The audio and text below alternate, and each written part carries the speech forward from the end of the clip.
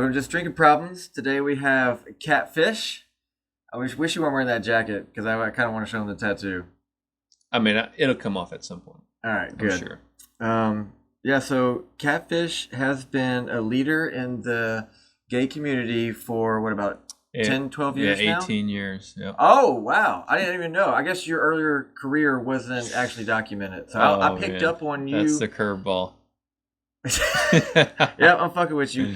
Actually, he's the first one I've ever actually done an episode with that actually watched other episodes and know I fuck with people right off the bat. I've watched every episode. And you're the only person ever. Driving to work, driving home, that was my entertainment. Dude, I really love that you enjoyed it. I do. And how long has it been since the last one? A long time. Very long time. Actually, I have one I recorded like a week ago. I still need to upload, so I'll upload that one, edit this one, upload this one right after. Maybe people think like, man, this dude's getting back in the I've game. had to listen to like random what's his name? Some random guy like Joe. Oh, that's just trash, dude. Yeah, no one something like that. No one listens to Joe Rogan. Right. Yeah, right. Actually, I got a little over halfway in the Joe Rogan Trump episode. Really good. Actually entertaining. I got a quarter way through, and then I came down here and haven't had time. Well, which so obviously, which is okay because we had a great time. So where'd you come from? How we know each other? So, oh man, that's a long story, kind of. So, yeah, man, what year was it? 2016 ish. Yeah. Got accepted into flight school. That's when I showed up to flight school, Fort Rucker, Alabama. Hell yeah.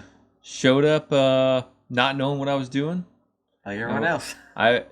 Same thing as you, actually. So, Black Hawk mechanic / crew chief, right? That's what you did, right? Yeah.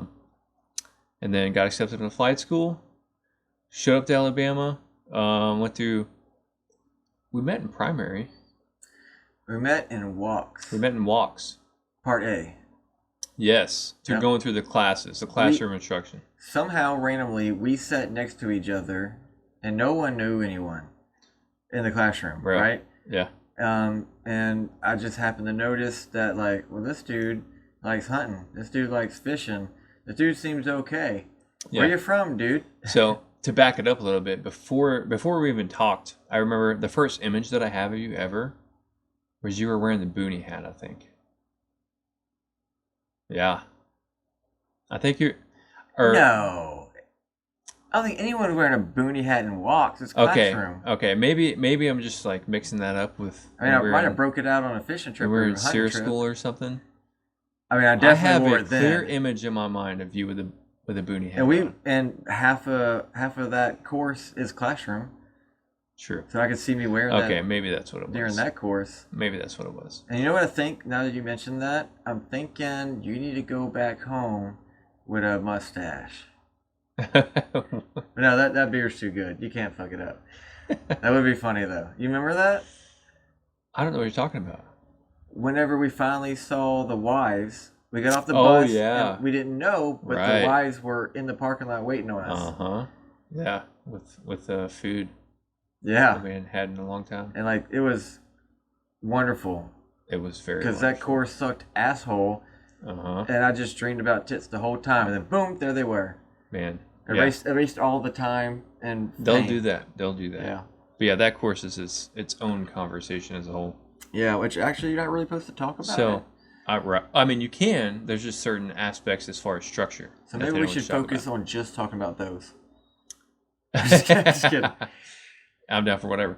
Yeah. So, but as far as how we met, I'm trying to recall like how we actually met. I think I was sitting beside you randomly at walks. Yes. And nobody knew anyone there.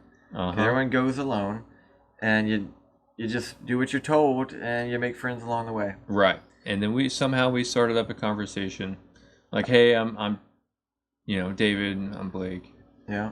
And then we just started talking after that, and I think it turned into you bought a Nintendo from me at some point. A lot of shit. And then we started going hunting and fishing and loving every day. Range, and like I spent every other 2 weeks alone. So then I'd go to your house for dinner. Yeah. Like almost every night, and we would just do crazy shit when we had free time. My wife it was good. Wife would cook, and we'd Good go times. do Study. something. We'd always find something to do. Study the dumbest shit. We didn't know what we were learning, but we were trying to memorize it anyway. We were the best studiers ever. Absolutely. So best much acronym fun. comer-uppers ever. So much fun. Yeah. So like. And making YouTube videos. And I said it earlier. Oh, Air Force bitches. Yeah. Something or another. It was an acronym we made to remember an emergency procedure for flying. Ah, so many EPs. Yep. Yeah. Man. But those were good times. I turned into something crazy. I'm surprised. I'm not surprised. I'm glad that we met. You're a very unique person as opposed to a lot of people that I've been friends with. I thought I was like super basic bitch. Oh. Totally. Maybe not. So I think what happened was obviously the class had a lot to do with aircraft because everyone in there was training to be a helicopter pilot, and there was I know exactly what the fuck happened. At some point in time, one of the instructors, who obviously wasn't a 60 guy, or at least not Alpha Lima 60 guy, because you were Alpha Limas, huh? Mike's. You were Mike's always as crew chief? Sure, Mike. Okay, shit. I flew an Alpha once. Okay, well, we only had Alpha Limas, and then one day, boop, they all went away, and we got a full fleet of Mikes, a mount unit. But we were used to flying in airframes that were like 79, 81, that kind of deal, right? Yep. So somebody in the class was making it make a little example, like, if your transmission was leaking, you wouldn't fly in your aircraft, right? I'm like, how else do you know there's oil in it? Right. And the whole class was like, fucking idiot. I was like, that's a joke we make all the time. Like, oh, did you check it's leaking? I know it's got oil. Right. So when you have an aircraft older than you, like, those kind of things are normal.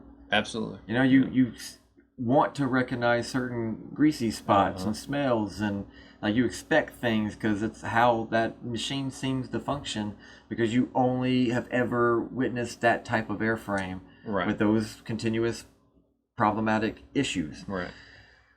So I looked like an idiot from the whole class, and you're like, I'm a 60 guy too. And then it birthed this whole thing. Yeah, I do remember that.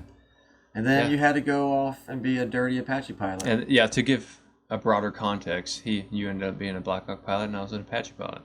Which is pretty gangster. Do you care if I say in front of a camera what you admitted to me earlier? I don't remember what I admitted to you, so... That there's certain limits.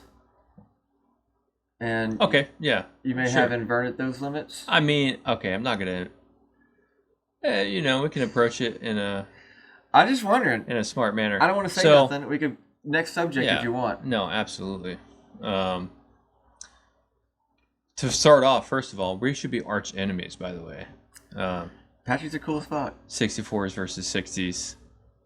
Arch enemies. I don't give a shit. I'm so happy to have freedom growing out of my face and not be government property anymore. Absolutely. Fuck all that. Right. Don't care. I'm just trying to give a vibe of what the community was. Yeah, but you know what? We can always agree. Fuck Chinooks.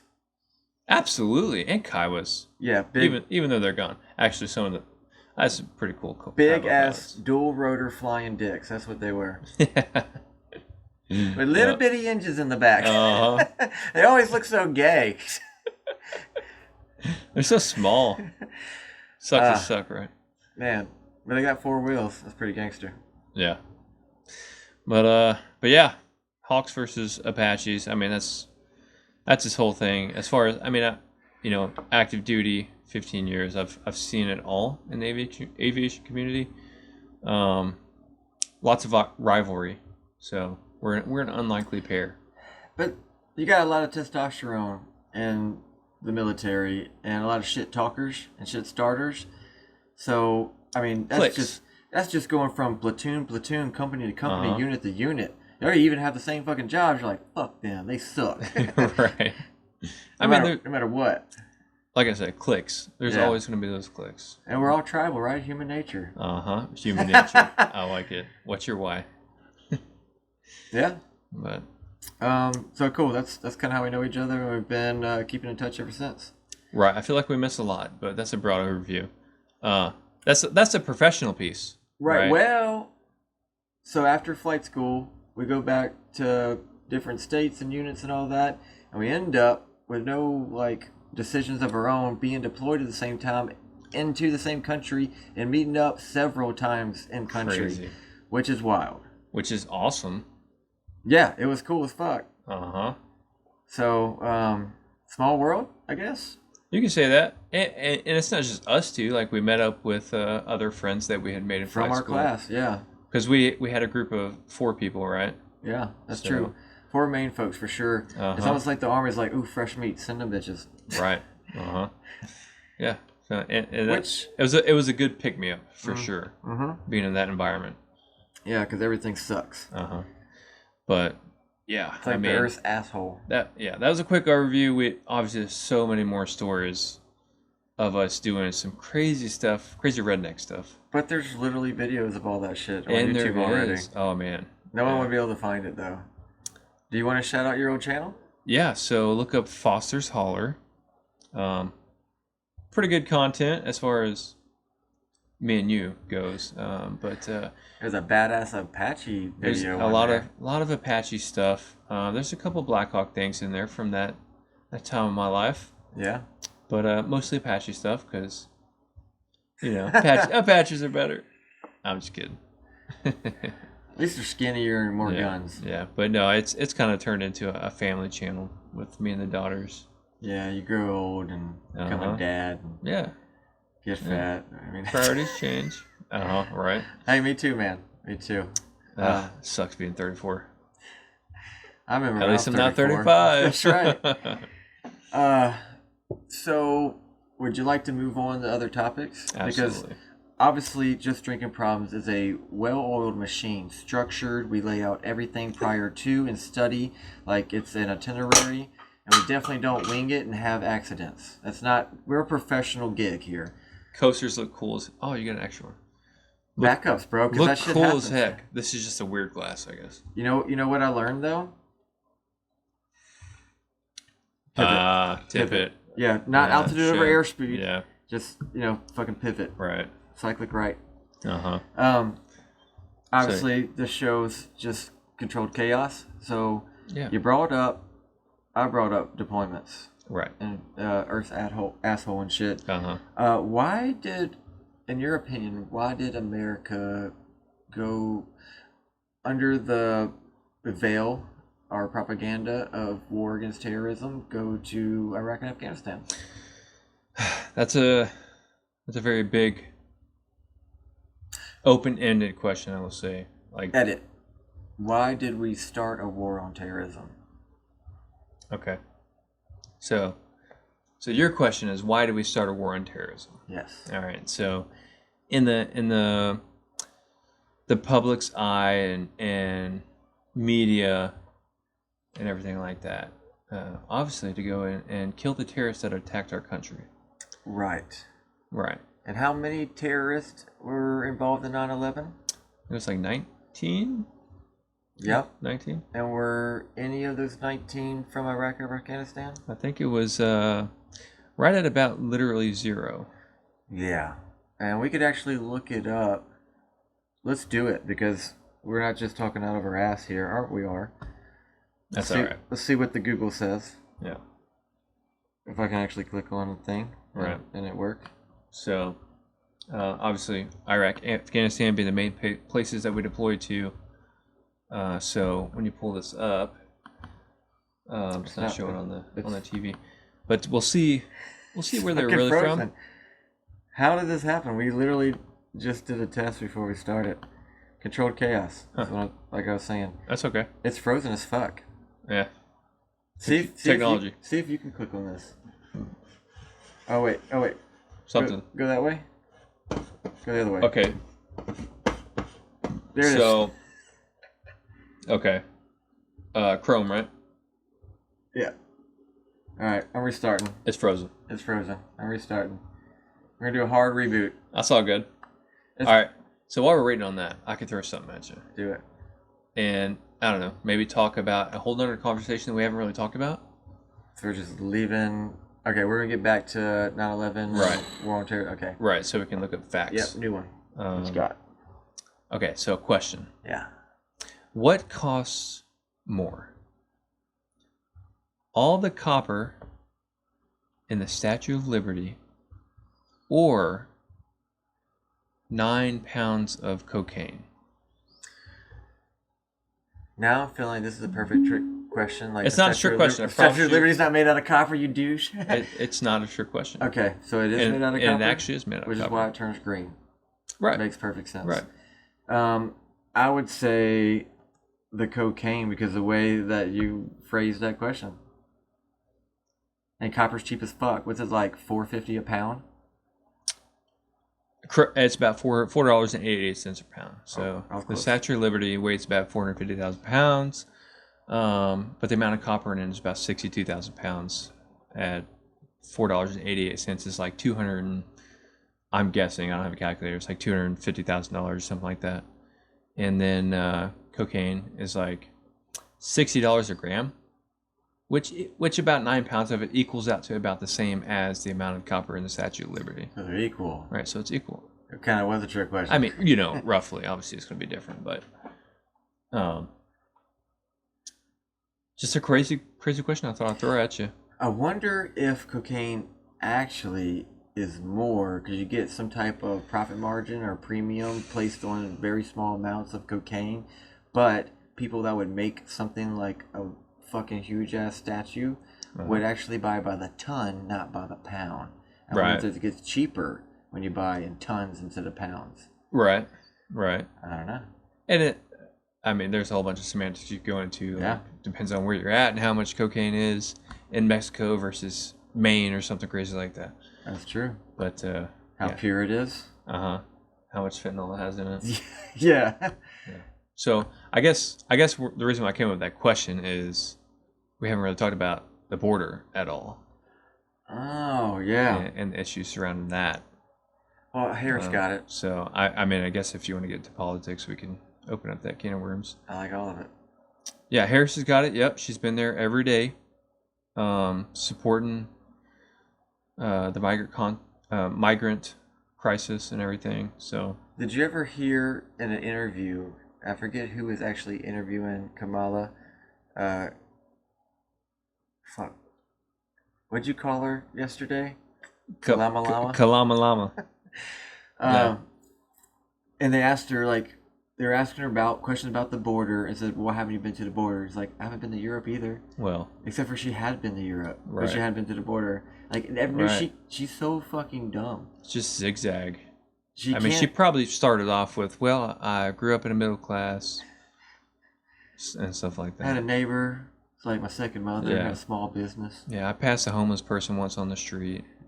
Stuff like that. Well, to be unburdened by the past or the present is to be in the present and unburdened. I can't even purposely speak as right. dumb as she It's speaks. actually very difficult. Yeah. Political talk is a skill, and she's kind of mastered it to confuse everybody. Or she's just that dumb where it kind of comes off. It's hard to tell. Yeah, I don't know. Which is it? Who knows? Has Trump mastered political talk? Trump has mastered Trump talk. I think it's his own class. And he's the only member in it. Right. Yeah. So it's Shane Gillis.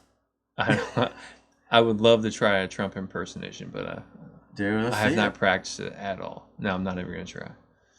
Fuck it. I want to see you try it.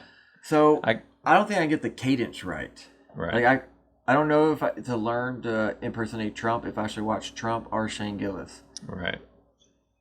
So like quote something from Shane Gillis about the dog. Most people would knock on the door, not our guys.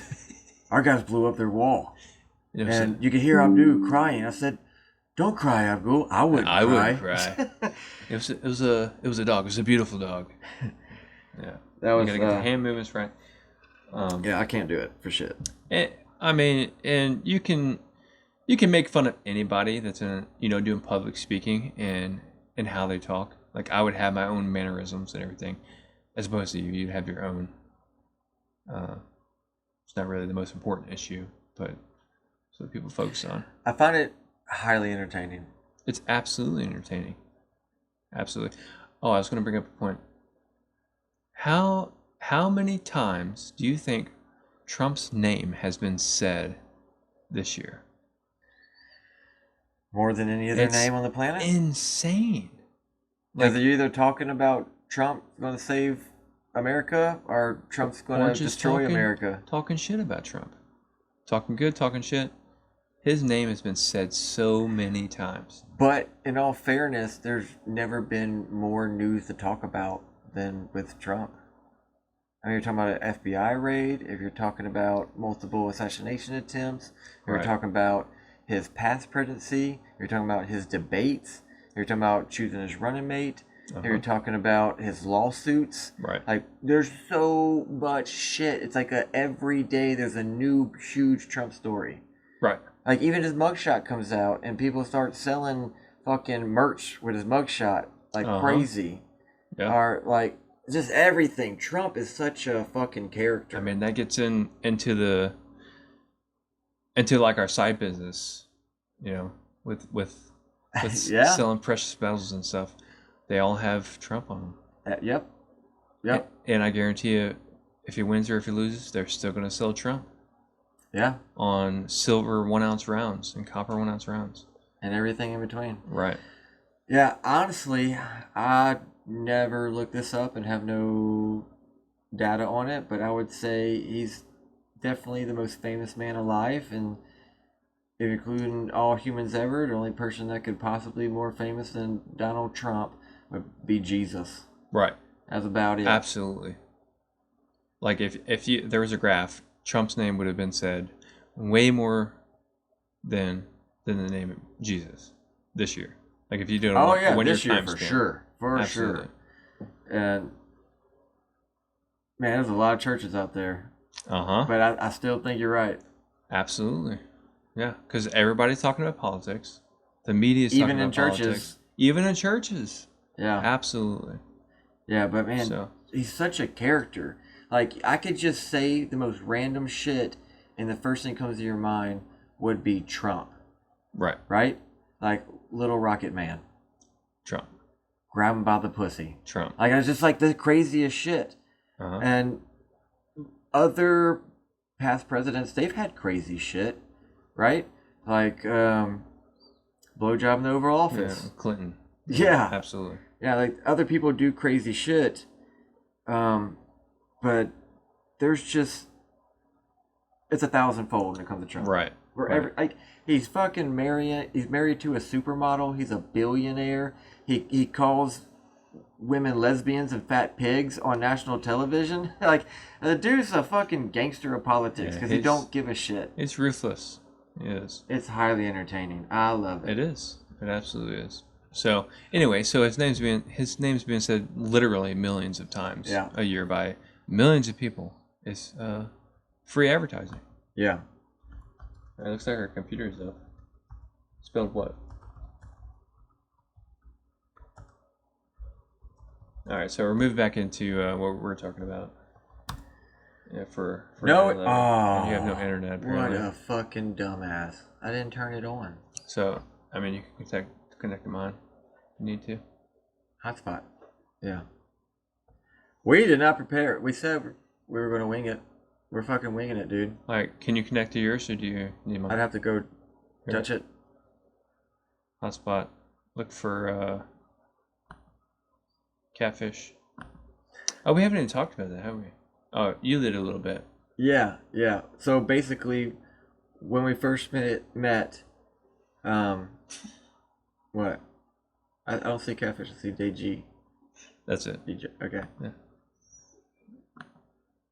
And it's that number right there. I'm gonna tell the whole world you're. That's why I'm showing it to you. It's like not like anybody's gonna get close enough to me. Right. They'd have to find you first. Oh, nobody will find me. No. You live in the middle of nowhere. Amazon can't find you. Bro, I did it again. These coasters are just... You ever... So, in Apaches, do y'all ever practice land on a slope, right? Yes. You know how you literally, you touch your right wheel, right? Because it's high ground. And as you lower collective, you lean. Right. But just cyclic only. Uh-huh. Like that. I just had an IP moment. I was going to ask you, why does the right wheel hang lower than the left?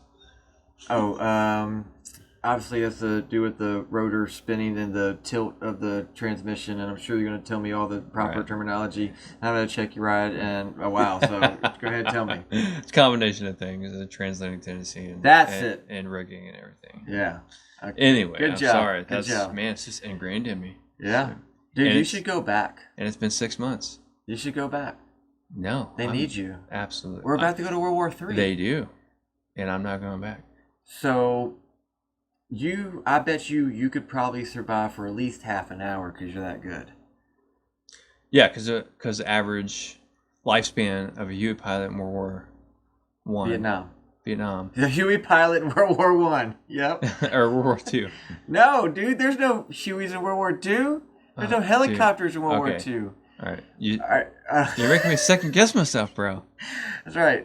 That's what, number 4? I didn't major in history. All right, so when was World War One? 19 long ass time ago.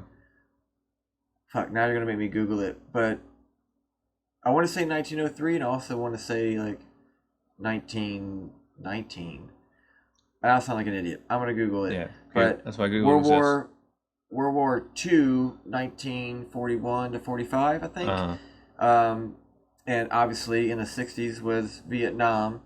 And helicopters just kind of became a thing right before Vietnam. But the average lifespan of a helicopter pilot in Vietnam was 19 minutes. Right. But you're not average, bro. You're above average. Half an hour easy. Yeah, I just showed up and did what I was supposed to. You did good. Definitely the quickest career progression I've ever seen from a flight school graduate to an IP. It was like, how long was it? 2 years? Roughly 2.5 years, I think. Yeah. From graduation day in flight school to you graduated as an IP. Right. Roughly 2.5 years. It's quick. And I've heard of people doing it a lot quicker. What? With backgrounds in aviation. People would join the Army as prior. They were helicopter pilots before, with hundreds of hours. Oh, well, that's cheating. Right. I'm talking the first time you ever flew a helicopter was at Rucker. I grew up raising goats, living in the middle of the March Twain National Forest. That's crazy. And thrown into the military aviation. Pretty crazy. So, yeah, it's pretty quick. Interesting life. How many deployments? 3? 4. 4. Yeah. And Afghanistan, Iraq? Syria, Europe, and all the countries in Europe, yeah. Yeah, because you got to travel around a lot. I've done a little bit of traveling. Favorite European country? Lithuania. Why? Can't tell you why. Okay, now I really want to know. I got like 3 good guesses that are all highly related. Yeah. I think you could guess. So, yeah. We don't know who's going to watch this episode. I know, right? So. Right, so, okay. Let's see. Aircraft hijackers in 1911 attacks were 19 men affiliated with the jihadist organization Al-Qaeda. They hailed from country. Alright, I gotta expand this. That's a lot of words. 15 of them were citizens of Saudi Arabia, 2 were from the UAE, and 1 from Egypt, and 1 from Lebanon, and we went to Iraq and Afghanistan. What the fuck? Did you say Iraq and Afghanistan? No. No, I didn't. That's crazy. I didn't at all. So none of the terrorists were actually from Iraq or Afghanistan, and I heard they had backing from Iran, kind of like most of the little cell groups all over the map have funding from Iran. Right. Which is, it's a great thing that Biden actually gave Iran, like, was it 60 billion? Yeah, so clearly we have a war against terrorism. Right. So, I mean, there's a lot that goes into that, and you can look at this and say, and it's easy to say, okay, none of them were from Iraq and Afghanistan. But then, what are the intricacies of why we went to Iraq and Afghanistan? Because war is profitable for the right people. The ones influencing the choices to go to war. Yeah. And my only theory I've ever heard it made sense for Iraq, because it definitely wasn't weapons of mass destruction. We never found them bitches. Right. The only thing I've heard that makes sense to me is that Saddam Hussein was trying to sell his oil not in USD, and we're like, nah, bro, we coming to get you. Yes. And have presence over there. And there's a lot to that. Key term being USD. Yeah, obviously. Right. And why Afghanistan? Because I can only think of one reason. What's that? Opium, poppy fields. There's a lot of money in drugs, dude. There's a lot. But there's a lot. I know what we didn't go over there for. To defend America. Right. On the other side of the fucking planet. Right. To defend democracy. We don't even have a democracy. Everybody loves that word. We have a representative republic. It wasn't to defend Americans. I wasn't defending my family. Yep. It wasn't for freedom or pursuit of happiness and liberty or none of the bullshit that looks really good. I like banners on Veterans Day and all that shit. And you kind of heard that question being thrown around a lot by Americans that were in those countries. Right. Wondering why the fuck we always are getting mortars and rockets and we never shoot back. I've heard a lot of people ask that question, like, why are we there? Why are we here? Yeah. And most of the people that were asking that question were in uniform. Yeah. And I would say because oil. Right. That was what most people would say. Right. I do believe, and maybe we should look it up and get deeper into it. The idea that we would invade the kind of show the world you will trade oil and USD. That makes sense to me. Because you need something to back a fiat currency, which means fake as fuck currency, because it's not tethered to anything like gold, which we came off of the gold standard temporarily. Like 71. Yeah, 1971. Yeah. It was a temporary, kind of like the temporary shutdown to stop the spread. Kind of like income taxes were temporary during World War II. And everything else the government says is temporary. Yeah, still waiting on them. Yeah, so basically, when the government says temporary, they mean fuck you forever. Yeah, sucks to suck. Yeah. Yeah, so I don't know Afghanistan if it's not poppy fields. Right. Why? We definitely didn't give a fuck, and we just rolled out. I mean, left them Blackhawks to cruise around in? Obviously, there's like oil in Iraq. Is there oil in Afghanistan? That's a good question. I never actually went to Afghanistan. I went to, obviously everyone goes to Kuwait, Syria, Jordan, and Iraq, and up and down the whole country. So, and some people might even consider like northeast Iraq like its own region. If you, but it's not because it's on the map, right? Where's Bin Laden from? Was he Afghanistan? Right. Okay, gotcha. Right. So that's like the main driving force, I think. As far as I think he's chilling with Tupac and Michael Jackson and Elvis. Yeah. Because I remember watching on the news the day they're like, okay, we killed him, we got him, and then like a day later, some Navy ship in the middle of some body of water like slid off this fucking casket into the fucking ocean. Like that was his body. Like, bitch, you didn't show me shit. That was a box. I was in Afghanistan when that happened, and I remember sitting in the shoe, and it was on the news. Well, we killed Bin Laden, and it had no effect on my psyche. As far as like, I'm not going anywhere. Like I knew. Were you in Pakistan? Where was the raid at? That's a good question. I think it was Pakistan. I knew I found out about some cool ass fucking helicopters. Right. That wasn't a secret no more. Right. Fucking stealth Hawks, dude. Stealth 60s. So some Air 51 stuff. Yeah, I was about to go to supply and be like, hey, can you order this? I need a few fairings. Just to order fairings so I can compare. Raid on Bin Laden. It was 2011 CIA-led operation. Pakistan. Yep. Told you. All right, cool. Why do we know that? So, because, I mean, when it happened, I remember, like, the whole world, all the media was celebrating, like, oh, it's kind of like, oh, it's over. No. And this was in, what year? 2011. My first deployment. And I've been on 4. And 3 to the Middle East. And I knew, like, I could sense it, like, this is not the end. Is it really a deployment or a really long occupation or fuck, what do they call it whenever you go TSY? TDY? TDY. Sorry. I don't know why I couldn't think of that.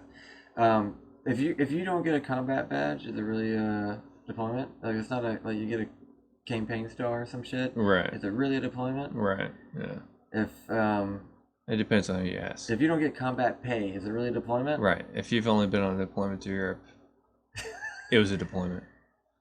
No. To those people. You went to another first world nation. Uh-huh. And you drank a lot. That's not a deployment. Lots of stories. You may have deployment type stories. Right.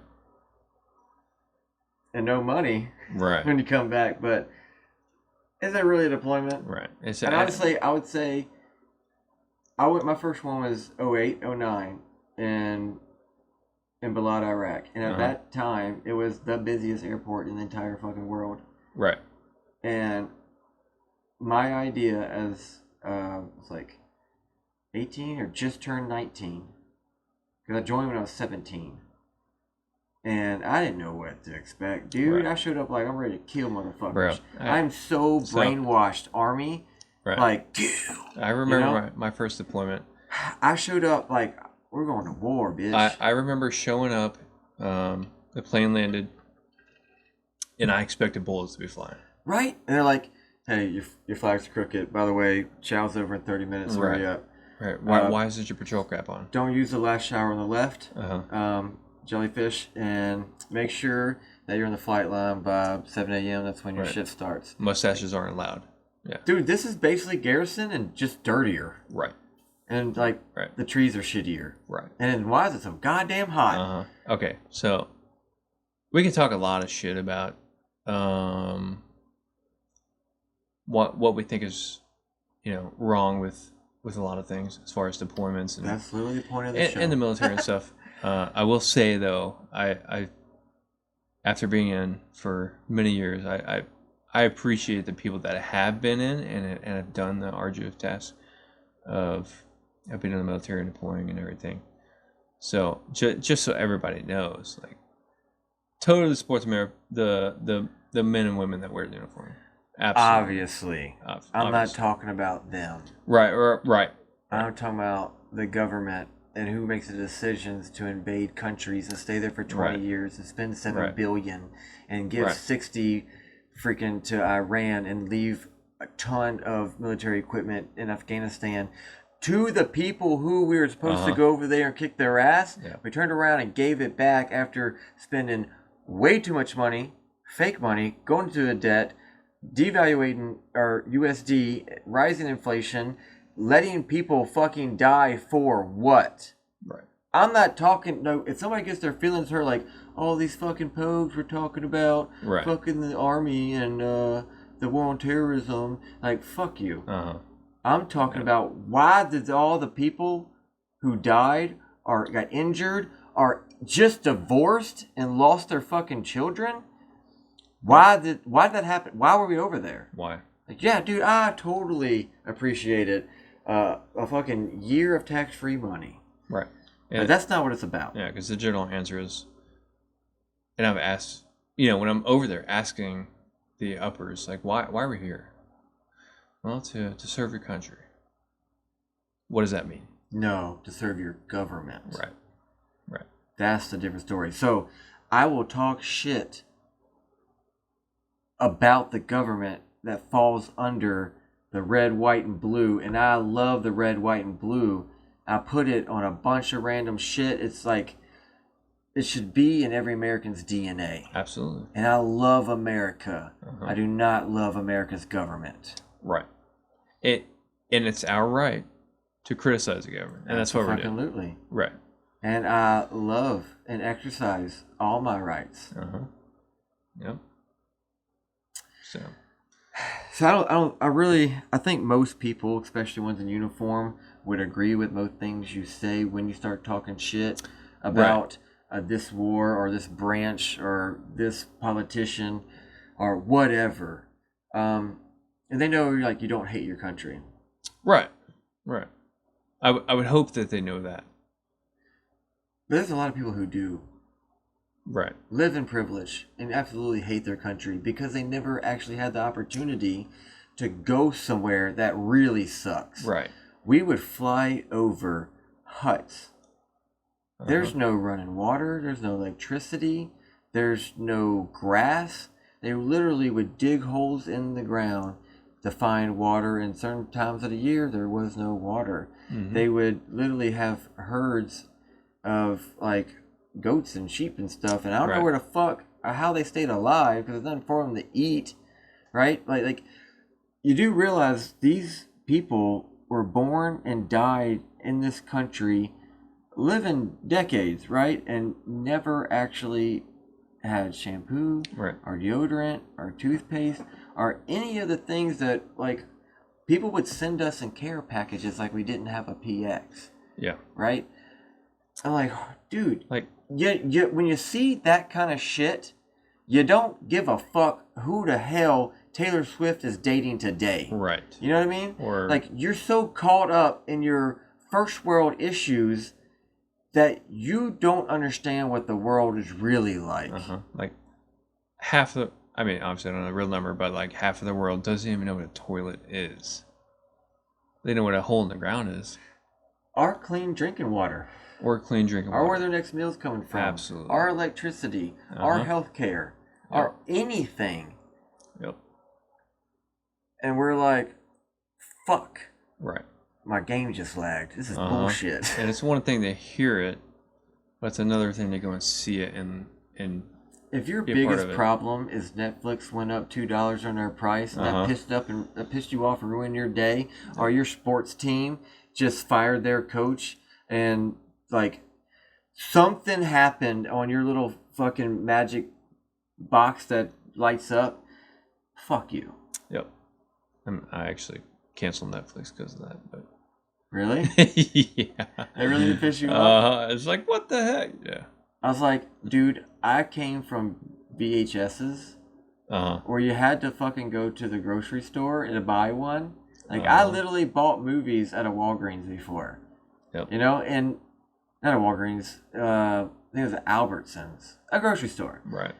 Or you had to hop in the car and drive to a Blockbuster, right, and hope you didn't forget about some movie where you got late fees, you got to pay to rent the one that you're hoping to rent. Right? Or maybe when your mom's not looking, you peek behind the curtain. Yeah. You never did that. I mean, most of the time growing up, we were super poor. So most of the time growing up, finding a new movie was going outside and turning the antenna to make sure it was lined up straight to get good reception so we could actually change the channel. Yeah. And you were the remote too. Yes. Yeah. So, coming from VHSs, where it's a fucking box, you know what I mean? And you got charged extra if you didn't rewind them when you brought them back. That was bullshit. People would literally have a big-ass TV that weighed 20 of me, and they'd have a VCR that made a lot of weird noises, and then they have a fucking rewinder right next to it, and like that's how you knew you made it, dude. Right. Like, your home entertainment system was fucking banging, and you had tower speakers that were taller than your kids, and a freaking stereo that was 50 fucking pounds, and a separate tape deck, and a separate like when you had disc changers, holy shit, right? Yeah. Or you had a turntable connect, like it was literally 1,000-pound home entertainment system, you know. So yeah, Netflix is pretty good with me. I'll pay $12. We had a plug-in bass speaker. It's like 3 feet by 3 feet, huge bass speaker, and it was plugged into the wall. A bass speaker, right? For subwoofer, like, for whatever it's called, for guitars or whatever it was. An amp. An amp. That's what it was. Gotcha. So I placed in the trunk of it was like a Ford Tempo or something like that. This is so country. Cut the redneck. wire, yeah. Wired it up to the battery and wired it to the radio. Hell yeah. Bumping, dude. Yeah. Did the car run? Sometimes. Nice. When it had gas in it. Nice. At least you had a nice stereo. It was not nice. But it Man. worked. Yeah, so I think it's all about perspective, and people's past and life experiences obviously define them, whether it's consciously or subconsciously. The way they judge things or the emotional reactions to any type of stimuli, like conspiracies. Because basically what we're talking about, like, oh, these people came to America and were trained by American freaking instructor pilots and fly these, and they got jobs, and they hijacked these planes in order to do some well orchestrated things, and because we allowed this to happen, we had to pass like all these laws that took freaking rights and privacy away from Americans in order for their security and protection. Trust us, we know better than you. Who wants another 9/11, right? Even though, how the fuck did those buildings just fall straight down when they got hit up here? They didn't lean over and hit other, like, there's just so many, and maybe none of it's true. I don't know. There's a lot of rabbit holes. But there's so many. It's Alice in Wonderland on super acid. We already, actually, that's a terrible analogy because Alice in Wonderland's already on acid. But it's just, when you start to think or just ask the question why, for 5 seconds, you start putting little puzzle pieces together and you get a blurry picture of the fact that your government's your greatest enemy. Right, and that's the problem. A lot of people don't ask why for anything. So, and if we were in the UK, we would have officers at the door right now. Oh yeah, we'd be arrested totally. Which is the beauty of America. And that's a Western nation. Yeah, for now. But it wasn't that long ago where if you said something like, "Oh, I don't think the shots are safe and effective," canceled. You get fired, if not sued. Okay, so and you're kicked off of whatever platform. Right. On that, I don't know. I don't remember if we talked about it. If you're comfortable with answering it, like, did you get the jab? I did some jabbing.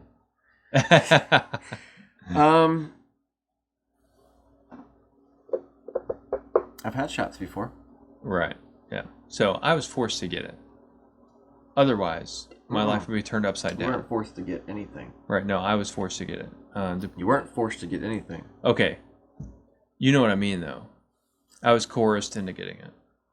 You were demanded to get on a list of people that got the jab. Right. So I was ordered to get it. You were ordered to get on that list. Right. If you understand what I'm telling you. No one gave a shit if you got a shot. You just need to be on their paperwork as if you got a shot. No. Exactly, yes. What do you mean? No one gave a shit whether someone poked a needle and injected something in your arm or not. What they gave a fuck about is when they pull up this list on their computer screen if your name was on it or not. Right. That's all I'm saying. I'm sure it worked that way in a lot of places. But where I was at, it was not like that. It was... Where were you at? I was deployed to Europe. Okay. Deployed, if you want to call it that. Yeah.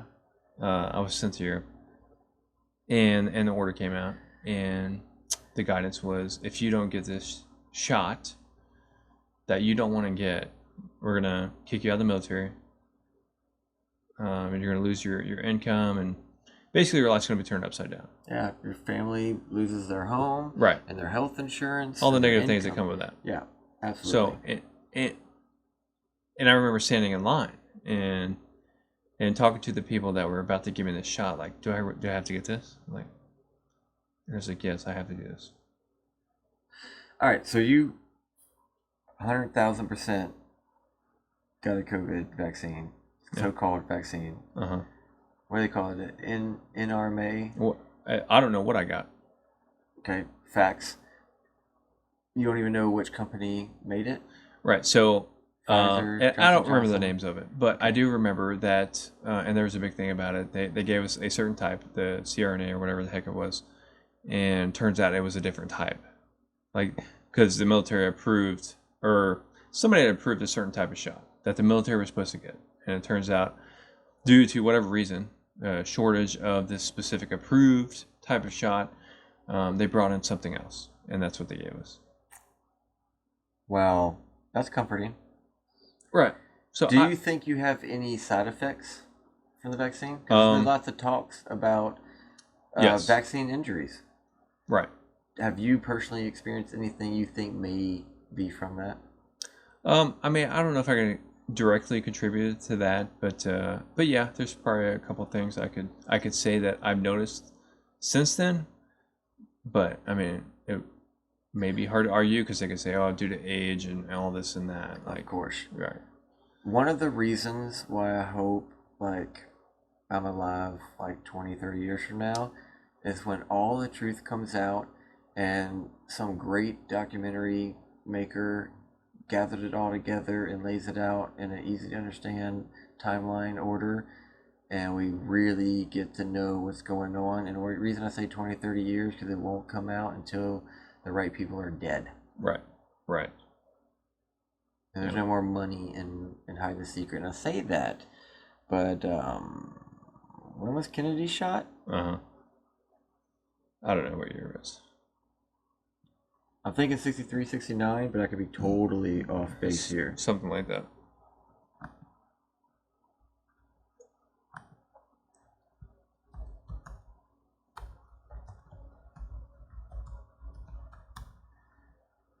'63. All right, 69 went to the moon, and it's a good number. But 63, and we still have this shit's still not like public release, Right. all records and evidence and whatever. Like, a shady as shit, dude. Right. The only reason I can possibly think of that a government would censor any information or classify anything under whatever excuse,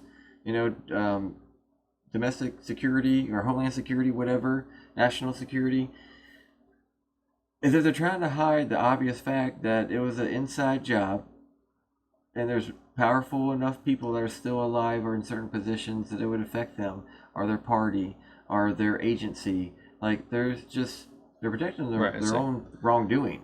It's like the only reason why you would reserve something from being released is because you have a reason. Yeah.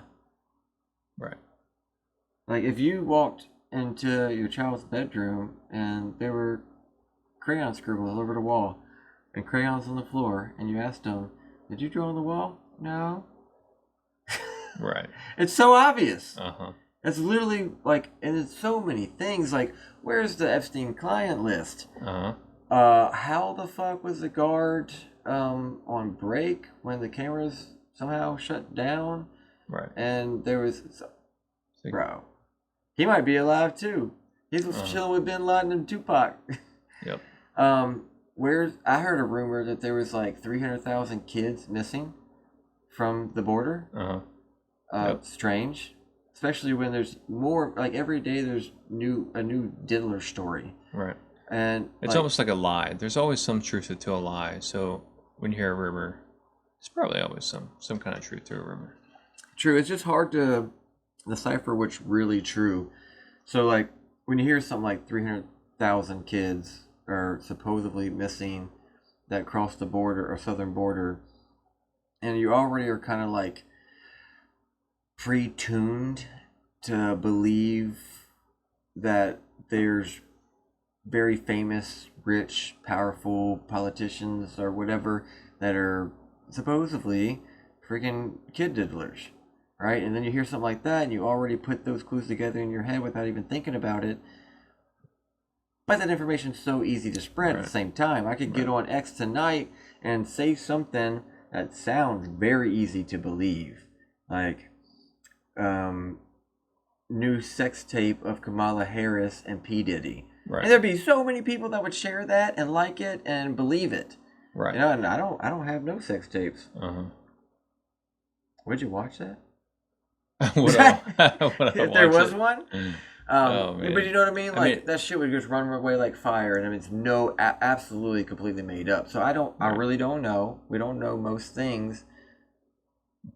But there's definitely something that happened on that island with Epstein and freaking the Clintons and whoever else. Like, something was that obviously happening with P. Diddy. And, like, and fucking pictures start coming out with Kamala Harris with P. Diddy or J-Lo with P. Diddy. Is that the new term for pedophile? Is it a diddler? You never heard it before? No, I'm saying that's probably what it's going to be. I think it's always been that. Diddler, yeah. Yeah. Oh, diddler. I don't know, man. So we've talked about like 12 different topics that keep bouncing back and forth.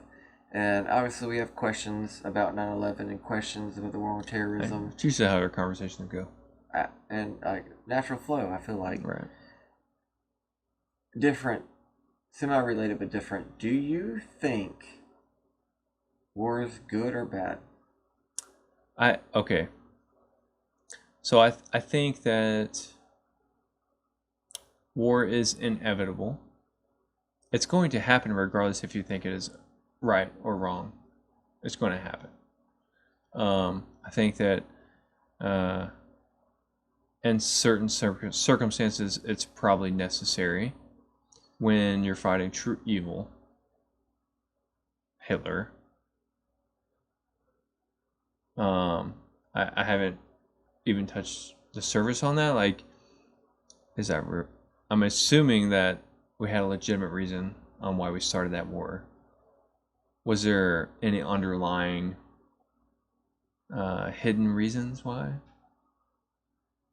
Because we can criticize the war on terrorism and say, okay, it wasn't because of terrorists, it was because we wanted oil or whatever benefit the government they can get from starting a war in Afghanistan, Iraq. Do you have any opinions on the war in Germany? Like World War II? Yeah. Well, I just think war in general, right? I don't mean slogans, propaganda terms like the war on drugs. Right. We've been in war with drugs for like 60 years, and there's more drugs today than ever before. I mean, war as in humans trying to kill other humans. Right. So it's based off of what their government makes them do. Right. I think war is always bad. I would agree sometimes it's necessary. So, like, if another country is trying to invade a country, the one being invaded should defend itself. Right. Even though war is bad and always is bad, you got to defend yourself. You're going to die either way. You might as well try and kick them in the balls a couple of times before it happens. I guess it's hard for me to answer a top level question because I always fall into a rabbit hole. But when you ask, is war good or bad? Obviously, there's nothing good about war at all. Like all the people that die and all the negative things that come along with it.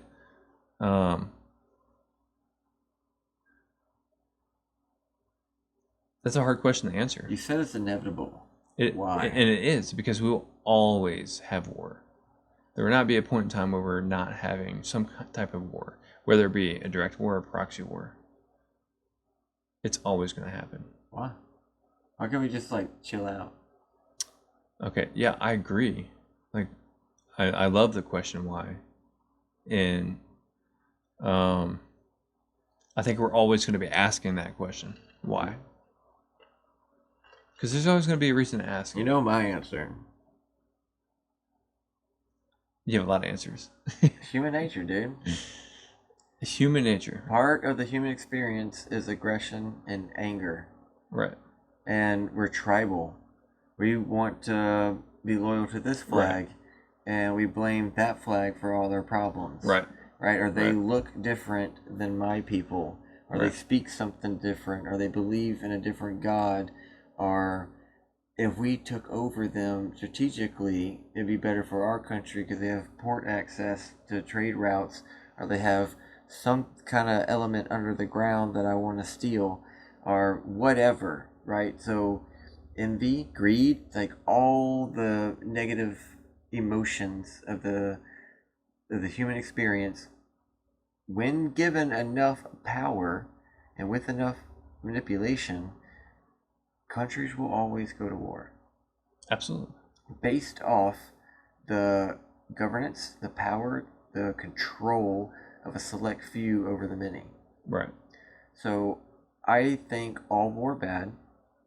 And I'd say, like, okay, well, we didn't win Afghanistan. We didn't win Iraq. We didn't win Korea. We didn't win Vietnam. Like, why do we keep going to all these fucking wars we don't win? Why are we funding Ukraine? Right. And, like, if Taiwan kicks off, or if Israel gets worse, and we get more involved in all these places, why do we think we would win? Right. And what would we win? Exactly. What would we lose in the process of winning? Right. It's stupidity. But you're right. It's happened for thousands and thousands of years. And at any point and stage in human history. Right. So, I mean, the simple answer is obviously war is bad. Do you think... But it's never that simple. Do you mind religious beliefs? Do I mind religious beliefs? Talking about them? Sure. So, obviously, I would say war is bad for obvious reasons. It's a strain on economies, and people get hurt, and bloodlines may be erased, and, like, it's just gross and disgusting and terrible, horrible in every fucking way. Sure, some people make some money off of it, so I could see why some people would want to go to war. There's money in war, absolutely. And pure hate, or taught hate, can make people want to support a war. But I was thinking the other day, and sometimes I get these thoughts and I try to play devil's advocate with myself, or argue both sides of an argument in my own head. Maybe I'm crazy. But I was like, maybe war is the easy thing to point at, the tangible portion of human nature, as in we're pre-wired or programmed to want to fight, to want to kill each other, to want to commit pain and suffering, and like as much good as we're capable of doing, right? We can land on the moon and transplant hearts and wireless communication. Like, we're capable of so many good things.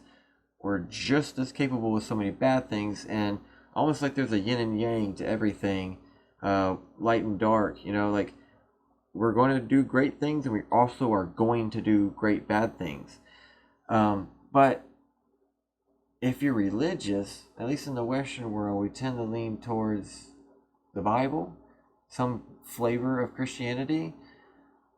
God kind of supported war.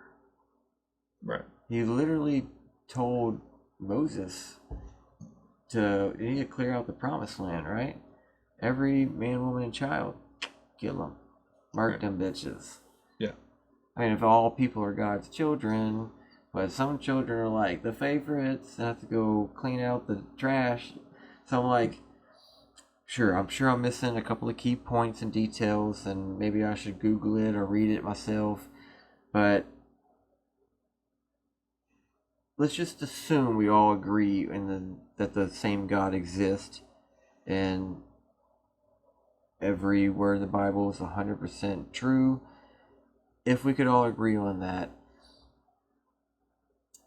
maybe God made us or created human nature in order for, like, knowing, before we even created, knowing that we're just never ending war cycles where there's kingdom against kingdoms, or religions against religions, or countries against countries over imaginary borders. Like, do you think there's ever a time that there won't be war? Like, if there's humans, then there's war? Or maybe we keep progressing into it, which we get to a point where, like, we're almost like we're enlightened, and we see how dumb it is. And we don't want to treat each other that way, and we all prosper more through open free trade, and the incentives to go in the war get erased. Do you think there ever could be a time where we don't do war? No. Okay, I agree, but it's so fucked. It is. It absolutely is. It sucks. I guess some people's argument may be that something that will eliminate the need for war is like AI, right? Until we fight the AI. Right. Terminator. Right. I mean, that's this whole, its own conversation is AI. We could have it. We could. All right, so everything is good and everything is We bad. probably have different outlooks on AI. We're talking about AI now. Okay. Obviously, I'm coming from everything is good and everything is bad, including AI, because humans created AI and humans are equally both good and bad. So when, like, people say, like, oh, everyone's good, you're retarded, you know? Right. So everyone's good and everyone's bad. It's the choices you make and in which light your actions were viewed by an observer, whether it be they're just some kind of inner monologue they're having with themselves to judge your actions, or from a cultural background, a religious background, just their society in general, or traditionally this is what's considered good. However someone may judge someone else's actions, whether good or bad, it's choices that we make. We get to choose whether to do things, and then it gets way more complicated. Like, you may have somebody who thinks, well, I'm a good person and I'm right in believing that we should have abortions. And there would be someone else that thinks they're equally right and equally good and thinking we shouldn't have abortions. So it's a matter of opinion whether murking babies in the womb is cool or not. And no one's ever going to change their mind. Like, they're dead set in whatever camp they're in. And when we are so flawed as a species, as a being, as a life form, create something that has the potential to also be a life form in their own digital sense, it's going to be equally good and equally bad.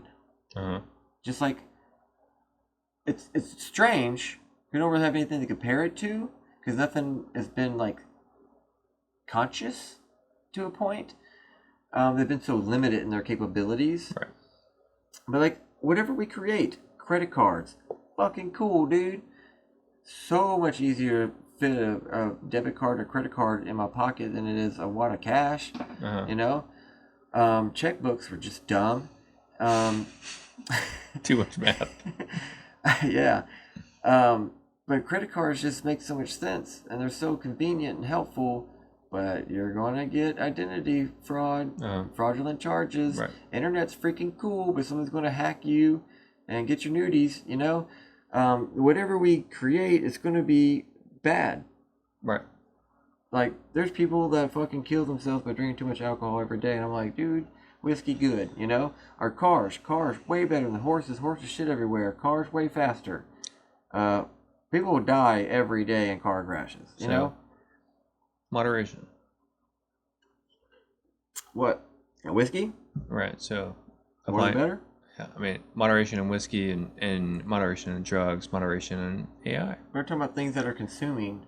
How do you take AI into moderation? So,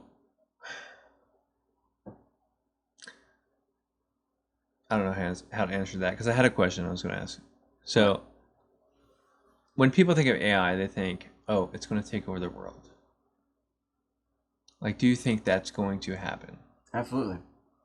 I do not. How not so? Or what? I guess it depends on your definition of take over the world. Right. I think it's going to change the world as we know it. It will never be the same. That's probably a better question. I mean, obviously, it's going to change everything, and things are going to be different. And it's different right now. So when you're scrolling through Facebook, and you see a video of a horse walking through a field, and then all of a sudden he's on a surfboard and then flying through the sky. AI, right? AI generated video. Very right. Cool. Yeah. So and a lot of them you cannot tell if it's AI or real. At least maybe not at first sight. Yeah, they're getting good. They're getting very good. I love it when they make AI generated videos where it's like Obama, Trump, and Biden having conversations. That's fucking hilarious. I love it. I haven't seen those. Actually. They're clearly fake, but they're hilarious. Right. And there's one of Elon Musk and Donald Trump dancing, and obviously somebody else was dancing. They put their heads on it. Yeah. Anyway, I love shit like that. Right. But I see people who I don't think are open-minded enough to realize the future is going to be just as strange as the past. And there were so many people that were like, fuck computers. No one's ever going to have... They'll never take off, right? There's even a country song about it. Right. You know what I'm talking about? No. All right, well, I'm going to look it up in a little bit. I don't even know if we can play it, copyright and shit. People were thinking like, you fucking nerds. We got fucking mail. We don't need email. Right. You know, we got a fucking telephone if I want to talk to somebody. We got a fucking logbook. I don't need a spreadsheet. Like, no one really thought we're going to all be fucking using computers. Right. They were dumb, and they were the size of an entire fucking room, and they took way too much energy. They just weren't, they couldn't do anything.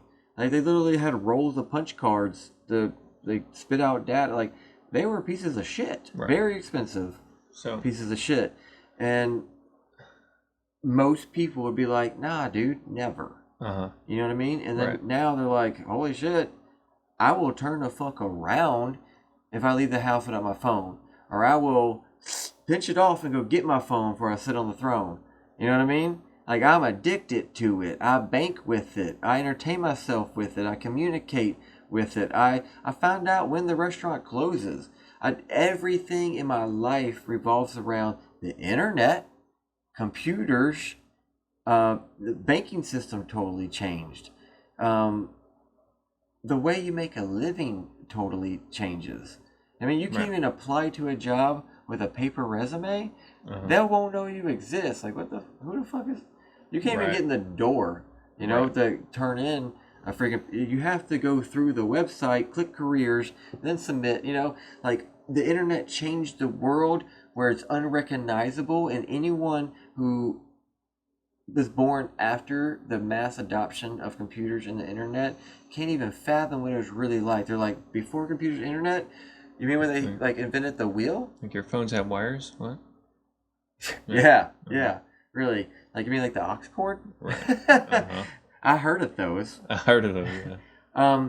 It's incredible. It's just like, yeah, everyone bought well oil for their fucking lamps because that was the way we did shit. Right. And then we had this whole AC DC electricity thing, and eventually fucking light bulbs were the shit, and we started seeing continents lit up from space. Right. You know, like, technology moves at a pace we don't see until after it has made that move. I think a better question is, like, it instead of like, is AI going to end life as we know it, or however you want to phrase that? Is it going to take over and kill us? Or is it going to take over and kill us? I think the better question is AI going to fail? Yeah. And how is it going to fail us? And it's going to succeed. Right. So, two-part question. How's it going to succeed? How's it going to fail? Anything with such power will be used for great evil and great good. Absolutely. As in, everyone wants to complain about our health system is so expensive and you got to wait forever to get an appointment if you even can get one. And like, will your insurance cover it? And they don't even, there's no like list at the hospital telling you how much this procedure costs. It really costs as much as the hospital and the insurance company settle on. And like, it's such a fucked system. And I don't care what country you're in, even if it's not America, whatever socialist healthcare system you got, you think is so great, it sucks asshole. But if you could have an AI with a few sensors, a device at home, it might be 10 times more accurate than a doctor. And then it can literally take your information, send it to someone who legally could prescribe you something, and then a pharmacy will sell it to you for super cheap. Like, it could totally change the healthcare system. Right. That would be amazing. Preventative, not reactionary, but preventative medicine could prolong human life by decades. Mm-hmm. And just the enjoy, like the quality of life for everyone, rich, poor, and everyone in the middle. But also, it could shut down the water company, the power plant, the gas company, the street lights. Like, it could totally erase bank accounts. Like, it could cripple governments. And you don't even know if it's an adversary or the AI supercomputer got bored. Right. It's in this teenage phase, like, fuck y'all. Right. Watch this. Hold my beer. Like, Yeah. it's so capable of amazing, wonderful things, and could easily be just as great as the source of evil. Right. So automation is like the middle ground between good and bad, success and failure of AI. Huh? Automation? Right. What are you talking about? So Assembly line with robots? no. So as far as it making its own decisions and doing certain types of processes without human interaction. So Like what, like a self-driving like it car? automatically does it, right? Like a self-driving car? Right. That type of automation? Right. Autonomous vehicles Uh-huh. are good or bad? I mean, there can be argument for both ways. How would they be bad?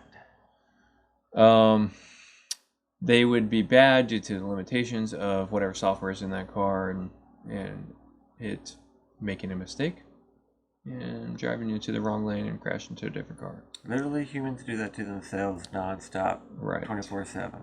Right. But a computer system that learns will do it once, and it will learn from it, and now everyone else that benefits from the next version as it auto updates and installs in every vehicle on that network will never make that same mistake ever again. Right. Like I would love to know the data of like how many self-driving cars have just crashed because of software failures. I think a few years ago when like Tesla was coming out with their shit and claiming autonomous driving modes and all this stuff, like there was a few crashes and people love the shit on anything Elon Musk does, and that like anything that rocks the society or it's like new hot topic kind of deal. We're gonna maybe it happened only once, but we're gonna share and talk shit about it like a ton. Even though like let's say there's 100,000 cars that operate every day with some kind of autonomous programming, and one had a boo boo, like that's all we're focusing on, right? It's kind of like in the past 5 years, 5 cops shot an unarmed black man. Now we need to defund the police, even though there's thousands of cops everywhere in every city, you know, like or every state. Like, I don't believe in that bullshit. That's a narrative that gets clicks or gets airtime, and we sell ad revenue, you know, or we survive on ad revenue. So that's what when I see information or story or headlines like that, that's immediately where my mind goes. I also think it's great when people post a video in traffic of the car next to him and the guy's asleep at the wheel and the car keeps moving, stopping in bumper to bumper traffic. Like, that's amazing. Right. That means we're going to shortly be at a time where I can crawl in my car from the stool at the bar and it takes me home, even if I wake up in the back seat, and it keeps the temperature exactly where I want it. Right. You know, it got me home safe. I'm in the garage. Maybe it crawls over a pad and it's charging while I'm recharging, you know? Or I could literally sit in the back and eat my burger while it drives, you know? Like those new taxis that don't even have steering wheels. And there's like the idea that almost like Airbnbs and Verbos and kind of be combined with Uber and Lyft to where I can own, or me and you can go halvesies on this new EV with autonomous capabilities. We're like, all right, I have to be at work at 5 a.m. You have to be at work at 7 a.m. So it's going to take me to work, then leave my place of business, pick you up at home, drop you off at your place of business, then go pick up some other people that pay us money through an app, a network, and then it will go charge itself. And then will come pick me up and bring me home, then pick you up and bring you home, then bring that family to the restaurant and pick up grandma and go to the pharmacy, and then come back and charge for the night. Like, you know what I mean? Like the car can be such a useful tool, not just for its owner, but for a community. Right. As in, you don't even need to own a car no more, because so many people that do own them make money by letting people rent them out for temporary transportation. Like the world we live in the future will not look anything like today. Just like if you look at pictures in New York City back in the day with horses and buggies everywhere, as opposed to now. Right. And if you look at like the Civil War, right, or World War One compared to what World War III will look like, it's completely different. If you ask Joe in the trenches of World War One, how do you think World War III will look in like 150 years? You know, like they could never even in their imagination came up with shit. And even when writers who love writing stories and are skilled in it and have that creative mindset and ability to look into the future and make something that tells a good story but also is believable, and they write something like Star Trek with this futuristic technology, and now our real technology makes that shit look shitty. Other than like the retractor beam, that was sick. You know, like the little beep, the communicator things on their shirts, and they were like, I can literally ask my phone, "Hey, what year was Kennedy shot?" I don't even have to type it, and it will tell me. Right, and that's probably like the next step in AI is once it's tested and tried and true in the public, it'll be integrated into the military. Bro. Yeah. I think the future of the military is all AI drone driven. Absolutely. Because humans suck. Humans get sick. Humans get hurt. Humans have to eat. Humans have to sleep. Humans have to shit. Humans are opinionated. Humans rape each other. Humans lie. Humans do all kind of things that are super bad for production of any industry, and military is definitely an industry. Right. And if a military is owned by a government and the government's concerned with the public opinion of their administration, it's a lot easier to just hear, well, 7 drones got blown up today in some foreign land you never heard of, opposed to 7 sons and daughters got killed. Right. Yeah. So, plus, they're just way more reliable. Like, if you want to go murk someone, do it with a drone. Yep. And it's so much easier. And cheaper. Yep. I can see if World War III waits a little bit, it will be fought more with tech than boots on ground. Right. Absolutely. I mean, for the most part right now, I think it already is. 50-50 at best. Right, a large majority. Like least. Your Apache is gangster as shit, dude. That's pretty cool. But it don't go nowhere without you. No. We can talk about that after we take a break. Are you telling me you know something that you don't want to put on YouTube? I gotta pee. Oh, okay, gotcha. God, I thought we were gonna get something juicy. I was gonna try to squeeze it out of you. Like, tell me without telling me. All right, break time.